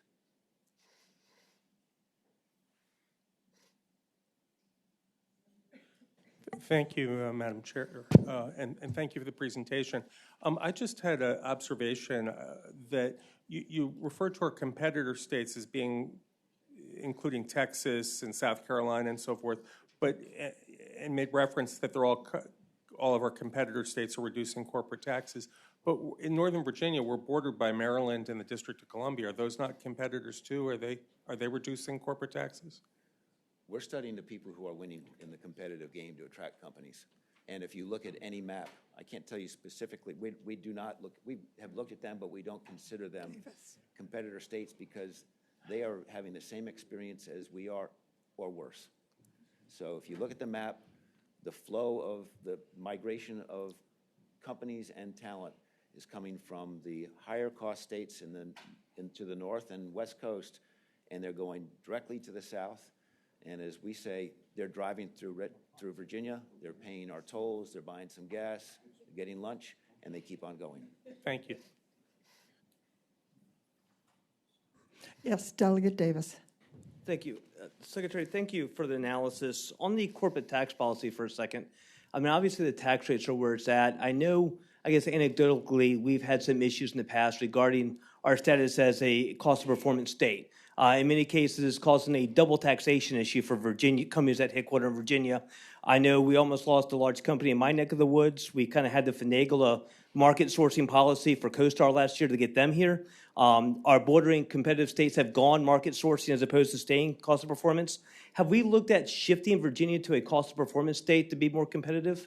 We've looked at that just since I've been here several times. Okay. as I think as you know, the challenge is to actually be able to put a pin in what the real economic impact is. I will say, our competitor states have largely gone to that model, but it's been talked about and analyzed several times and have not gotten to the point where we have felt comfortable in putting that forth. Thank you. Are there further questions for Secretary Cummings? Not seeing any. Thank you so I much. will hand it to Michael Mall, okay? Thank you. Yes. Thank you all very much. Yes. Yes, Director Mall.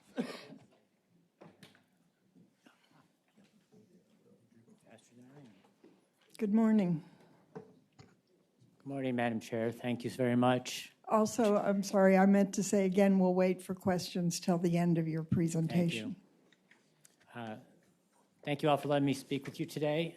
Michael Mall, Department of Planning and Budget.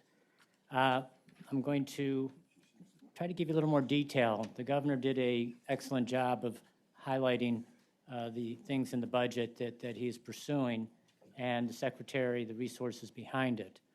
And the end of the day, I'm going to see if I can there we are. I would like to give you just a little more detail.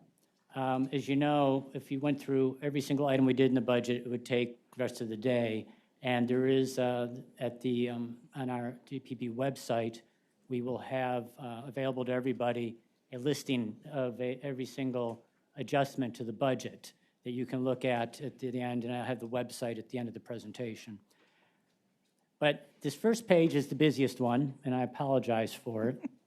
But it was meant to be a sort of one-stop shopping for you. Up in the upper left-hand corner, there are some things that we don't really have much choice on. We need to adjust for our debt service. We do our forecast for the Medicaid, and I notice you'll see there's a $350 million savings there in '23. As a reminder, under the public health emergency at the federal level, the federal government's been giving us more money for Medicaid than they would otherwise. And the Chapter 2 budget, the present budget, did assume that would have ended at the end of July. But it has been extended. We're counting on 2 more quarters since then, and thus you're going to get a savings because of that extra federal money that we weren't anticipating in the budget. We also did our normal projections for child welfare and TANF and had some modest savings there. But on the lower part of that chart, on the left-hand side, you're looking at it, you will see a number of items that basically are requirements that the General Assembly had previously put down. That includes the mandatory deposits for WQIF after the fiscal year 22 balances we had, as well as a number of contingent items that were stated, such as giving $250 million to the retirement system, funding $150 million to widening of I-64, and other items that if we had the revenues that we should include them in the budget. And those items were all included. And so on the left-hand side is sort of a listing of everything that we really feel we just have to do. There's really not much choice. On the right-hand side, and upper right-hand side, is the listing of all the operating amendments that we're proposing in the budget. And we put them into various categories, such as resiliency and public safety, nursing, things that we'll talk about in a little bit more detail. But we wanted to give you just a general overview of where the money being proposed is going. So you see that the operating side, there's $2.1 billion in proposed amendments related to that, of which a number are one-time items. And then further down, near the end, there you see additional capital outlay funding of $504.5 million. And if you add those two together, the $2.6 billion is the number that the governor is working with in determining policy choices that he's providing to the General Assembly for consideration. And at the end, that is the number that you'll see in the Secretary's presentation. I'm going to go in a little more detail on this, but certainly you heard the governor talk about public safety initiatives and the Bold Blue Line and other things we're doing to try to help localities facing violent problems and also trying to deal with some compression issues. Talked about behavioral safety net and other issues in our mental health, behavioral health system. Certainly, the Chesapeake Bay and keeping nutrients out of our waterways is vitally important. And at the end, we also are going to, oh, I went too far. Let me start at the beginning. I clicked too much here. Also had the business-ready sites, investment in workforce. We also are putting investments into our education system and more nurses, which is important. So I already went page too many. So let's go with a little more details on the economic development side. The governor said that we're investing more than ever in the business-ready sites and developed sites for trying to lure in more manufacturing and more businesses, since we can't easily compete with the states, as you've heard. And there's a big investment. As a reminder, in your contingent appropriation, the General Assembly did propose another $50 million be put into the business-ready sites. That's included in this budget. But on top of that, you'll see another $200 million that is being proposed, as well as $250 of contingent funding, which I'll talk about a little bit later. The other thing I just wanted to highlight real quick on this slide is the Capitalize the Virginia Power Innovation Fund. This is related to the governor's energy plan initiative, $5 million to try to work on a nuclear innovation hub, and $5 million to work on other alternative forms of energy to help us deal with our changing world. On the workforce side, basically, we're going to be trying to do a number of things on several fronts here to help develop the talent, because certainly the business community, we're going to draw them here, but we also need to provide that workforce that they need, and also for our existing employers, the workforce that they need. We're going to be putting a number of funds through Go Virginia, but in a more directed way to try to get out there to help support programs that are providing the credentials and training that are needed for many of the high-demand jobs. We are proposing a program to the community college system of doing 5 pilot sites to work with local high schools or divisions to try to bring more credential opportunities for our high school students to be able to be certified even upon graduation and be able to go directly into a job. I will also know that we do have, as the governor noted, additional funding for internships and to also promote G3, which actually is tied to hopefully less cost or no cost community college, but it will also allow people to pursue degrees and credentials that are in demand today. On the public education side, the largest elements there are, as you know, the forecast did show a growth in sales tax higher than what's assumed in the budget today. And given that, there is an impact on the amount that the state needs to provide to the localities for K-12 education. Also, even though everyone did their best to project on what the number of students would be out there, there are more students in our public schools than anticipated in the budget. There's additional cost with that, but I will say we still have not returned to the levels that were there pre-pandemic. So it's still lower than before. The governor had mentioned pay for performance for teachers, for the top performers, as well as retention bonus of 1%. I will say that that's the state share of 1%. The localities would also need to participate. I will like to point out that we are increasing the staffing standard for reading specialists from K3 to 4-5.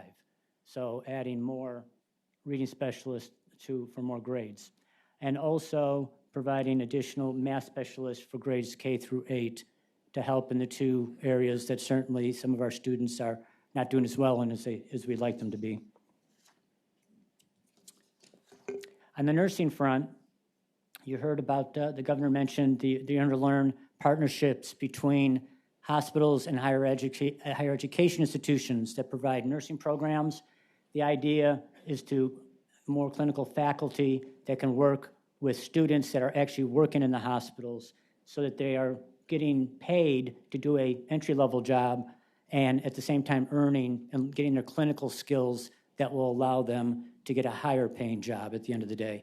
And tied to that, there's additional funding for supporting nurse preceptors. These are the individuals at the hospitals, doctors, nurses, that will train these nurses. This is incentive funding to help saying, hey, thank you. We appreciate the extra time you're taking to provide this training.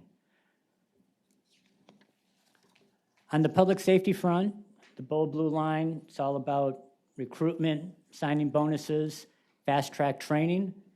The funding is all available to any law enforcement agency to apply. We are adding additional funding to Operation Ceasefire.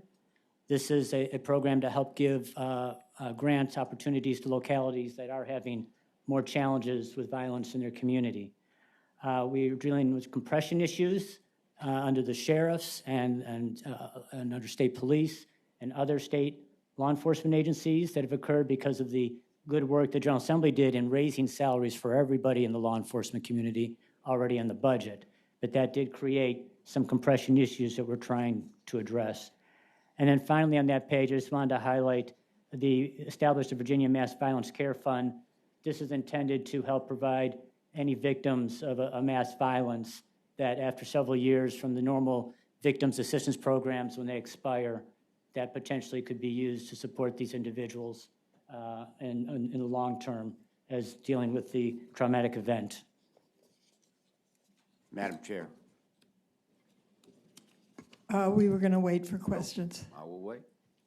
Thank you. For mental health, for general health and welfare amendments, I'm sorry, I missed one, didn't I? Got that, I'm sorry. For the behavioral health, we have a number of items going on there. We have the crisis centers that we talked about, the governor talked about. Those are supposed to be facilities that can provide immediate care for individuals that are having a mental health crisis and hopefully, in a way, help them not to have to go to a psychiatric hospital for beds at the end.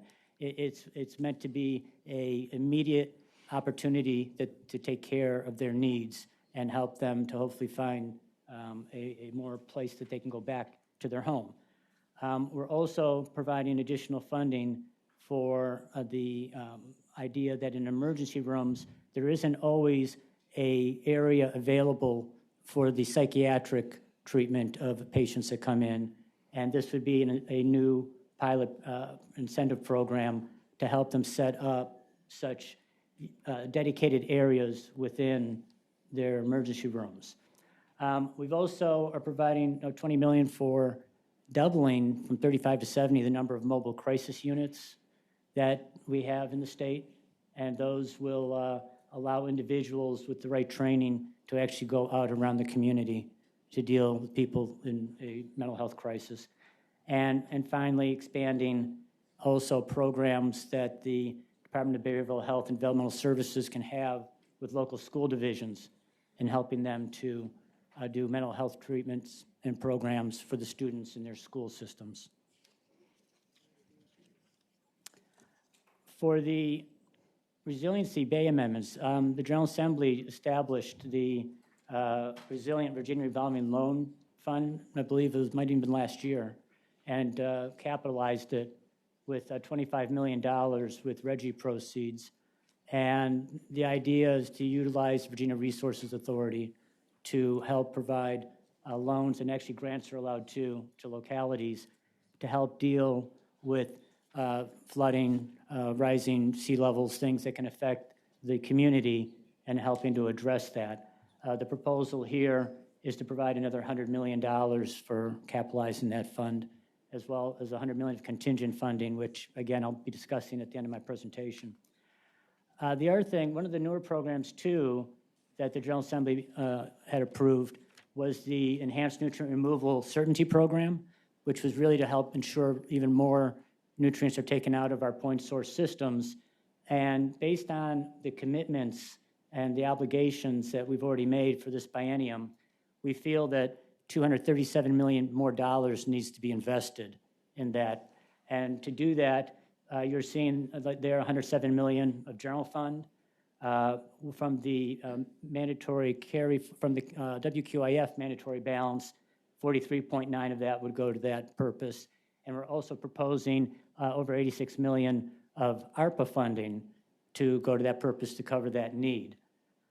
You'll see $100 million for combined sewer overflow to help out with that problem that the city of Richmond is trying to address, and additional $50 million for agricultural best management practices.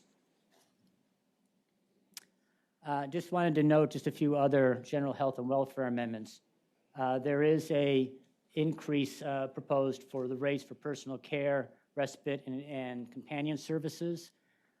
These are providers who help deal with individuals, elderly often, who otherwise, if they weren't treated in their homes or given services in their homes, might have to go to a nursing home, and trying to provide better rates to ensure that they are out there to provide that service. Another one, increase our number of developmental disability waiver slots from Medicaid. This allows us 500 more, will allow us to do even more community services for individuals that require this kind of service, so that they don't have to be institutionalized and can be dealt with in the communities where they get better treatment and services at the end of the day. Just as a summary, I know this is a long list, but if you wanted to see, interestingly, there's a number of amendments, but 15 of them really cover 80% of the total funding. And that's just a list real quick to go down, which, again, this is for reference. If you have more questions or need more detail, we can certainly bring it forward to you. In the end, I mentioned about this contingent funding, and so did the secretary. The budget includes over $1 billion of contingent general fund appropriation. The idea being that this funding should not be spent, it should remain unallotted if the forecast is not met in fiscal year 23. And that includes $333 million for the reduction in the marginal individual income tax rate, the extra $250 for sites development, $100 million for the resilient revolving loan fund, $100 million for a possible employee state bonus of $1,500, and performance bonus for the top performing individuals, and additional $300 million for capital outlay supplement. As you know, many of our capital projects with the environment we're in, supply chain and inflation, are costing much more than we anticipated when we first authorized the projects. So the idea is, if we meet our revenues, then we would be proposing to spend money for these purposes. If we don't need to. And it's another safety valve, as the secretary was speaking about, that we have in this budget in case revenues do not equal what we thought they might be. Also, we are including $128 million in the taxpayer relief fund. This is another safety valve that's set there to help us with any tax-related decisions that are made. Right at the moment, this is both an expenditure and a resource that's sitting there for final decisions on how to use it. Again, the whole concept of this budget is to try to be conservative, both in our estimates of resources and making sure that if spending needs to be kept in check, we have a mechanism to do that. I did want to note real quickly, we won't spend a lot of time on it, but for our capital, it's a relatively small package compared to many years. The main focus was on trying to address those projects where maintenance, life safety, really issues for maintaining facilities were important.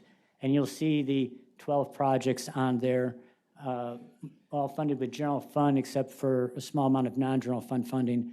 But the R2 jail projects, you may remember that the state historically has provided 25% match for local jail projects. And for that, we are proposing bonds through the Treasury Board, because that is a program that we've been using for decades and felt it was prudent to continue with that program. We do have $60.3 million for some economic development-related opportunities and other issues.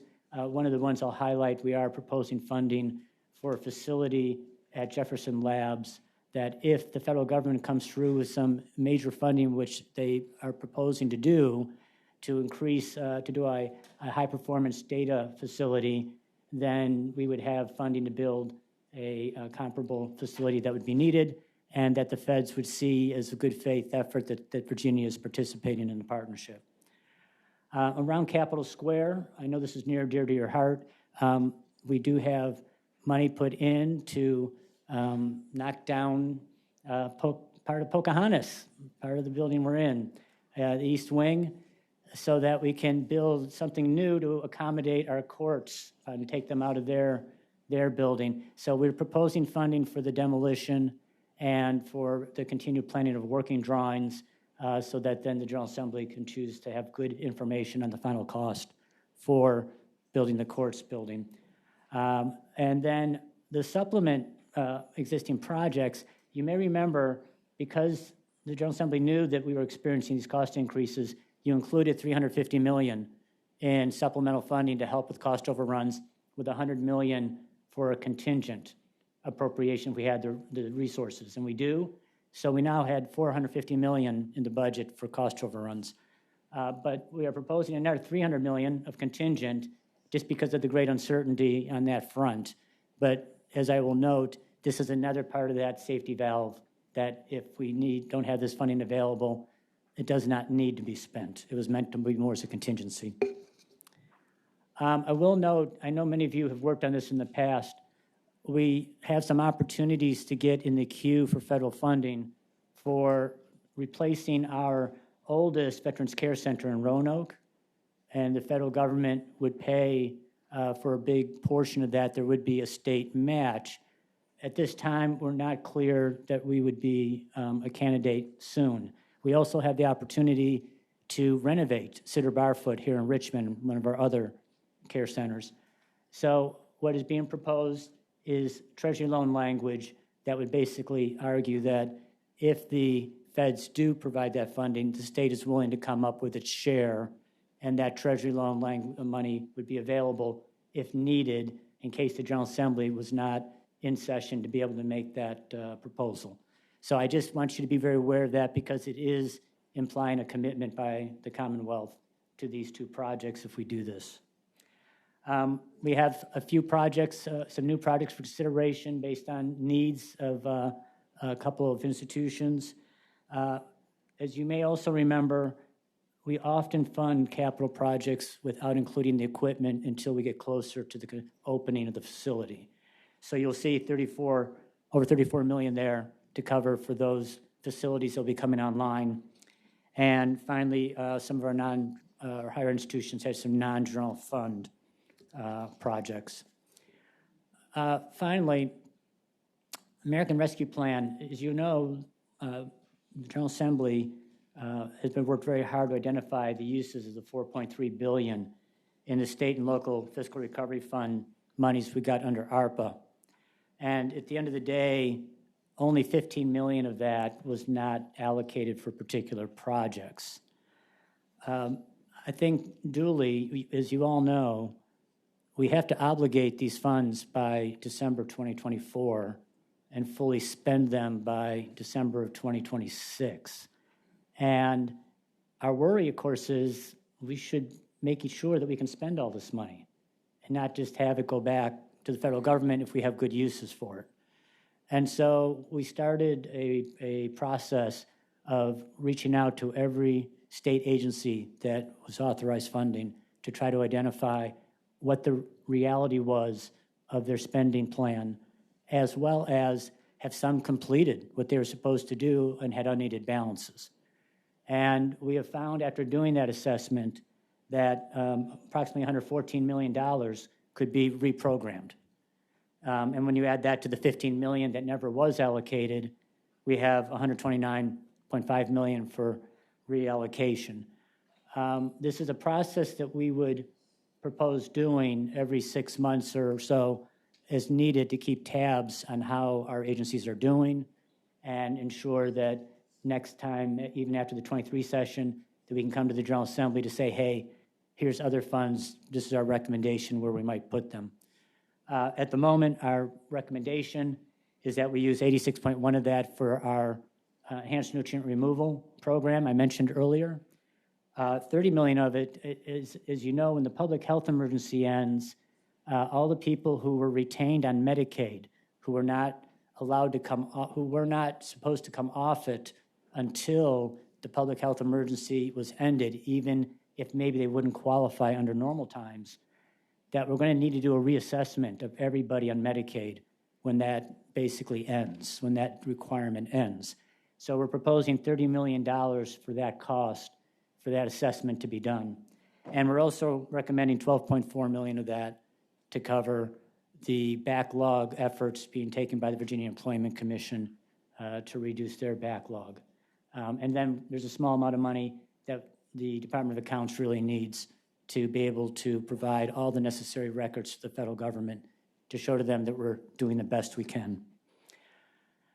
That's the end. As I mentioned, if you would like to see more details on this and or have more questions too, you can come to the DPB website and you will be able to see all the budget document bullets that we put for every action we've taken. And Senator Howell, I apologize for the length, but I'm ready for questions. Good. Questions for Director Mall? Yes, Delegate Bulova.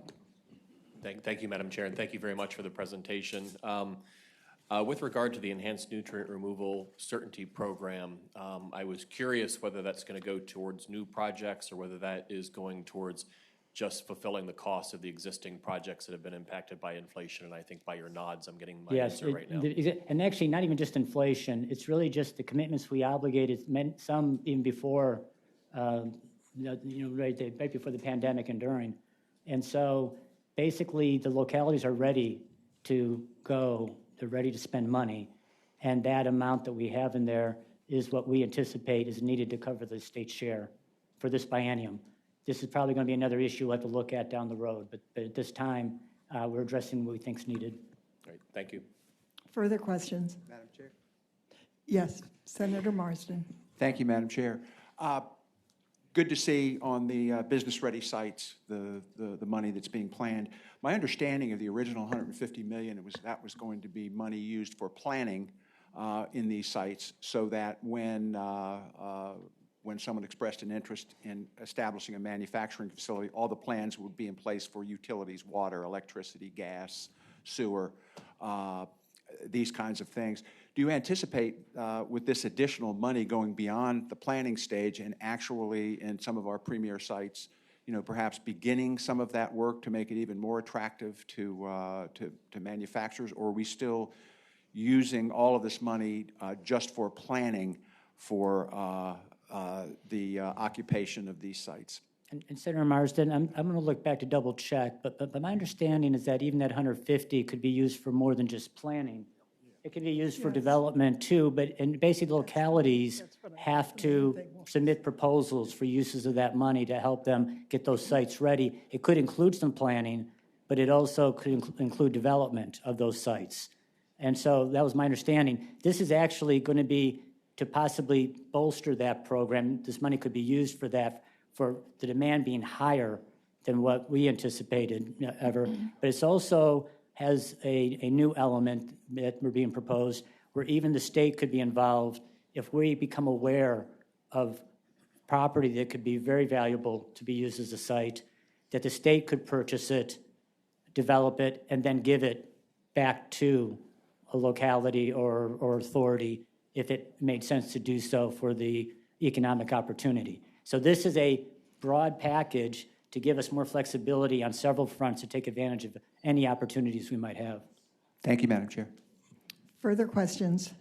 Yes, Senator Locke. Yes, thank you, Madam Chair. I have a question with regard to higher education. Yes, ma'am. Unless I missed it, I didn't hear anything about it. There are a couple of instances where with regard to Virginia's community college system, promoting G3 and Fast Forward, and expanding career placement centers. And there are 5 projects that are funded with revenue bonds. But other than that, I didn't hear anything else in this accelerated Day 2 game plan with regard to financial aid or affordability with regard to higher education. Is higher education not a priority in this budget? No, Senator Locke, I wouldn't say it's not a priority. I think really what it is, this is going to sound wrong, I guess, but the General Assembly did a phenomenal job in funding a budget for higher education. We have a world record amount of financial aid in that budget, including the federal money on top of that that has come in to support our higher education institutions that would provide them with even more resources for financial aid than they've ever seen before. And also, I've been dealing with higher ed for over 20 years, and this is probably on the operating side also the richest budget that they've had, and for many of the institutions, more funding than they've ever seen before. And so, given the fact that higher ed seemed to be in a better place than some of the other challenges that we're facing, the budget is proposing that the money go to those, and being very aware that we need to look at higher ed again in the upcoming biennium.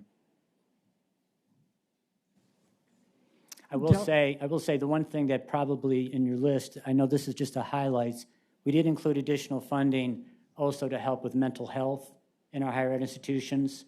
That was on the mental health part of that package to basically there's a contract that a number of them are using for mental health, and we did provide additional funding to try to expand that contract to all of our higher education institutions. Delegate Krizek and then Delegate Coiner. Thank you, Madam Chair. One thing I did not hear from the governor or from you is anything about transportation. You may give the same answer that you just gave on higher ed, perhaps, but I was looking at the budget here while you were speaking, and I saw a lot of big cuts in the transportation budget, especially the State of Good Repair program, about $200 million, High Priority Projects program, another $100 million. So I was wondering if you could tell us if there's been cuts to transportation or it's just reallocations. No, and transportation's always tricky because invariably it's big dollars. And what often you will see in the adjustments to the budget is truing it up to fit based on the latest forecast. And so any adjustments you see downward and upwards would be because of the latest revenue forecast for transportation revenues. There was no direct action taken to reduce transportation funding. We did, as the contingent appropriations, certainly on the general fund side, is all there to support transportation. But you are correct that there was not really any new initiatives on that front other than trying to identify monies that we could possibly use for economic development down the road, but basically it'd be within existing revenues. Delegate Coiner. Thank you, Madam Chair. In looking at the nursing amendments and all great initiatives, but also talking with some of the frontline nurses who a lot happen to be women and younger women in that field in our community, and looking at some of the things that keep them from staying, especially when they're younger in the profession. A lot of it is tied to childcare and the ability to keep childcare and continue working, but then also looking at the impact on how much it's costing to pay for traveling nurses, the difference in pay versus your nurses who are your full-time employees in your local community hospitals. And so looking at trying to get any data on what our hospital systems are spending on those traveling nurse programs versus what we're spending on our local nurses who are here. So that's just a question. I'm sure you don't know the answer today. I don't, but and nursing's a very tough one since it is private sector that is where most of them are. I mean, I could give you easier answers for our mental health institutions and corrections and that, but on that side of the world, I'll have to rely on others who might have data on that front. But I'm sure that is one of the big challenges, and I understand that immediately. I do want to state one thing that you said. Amy, am I correct that $20 million for childcare?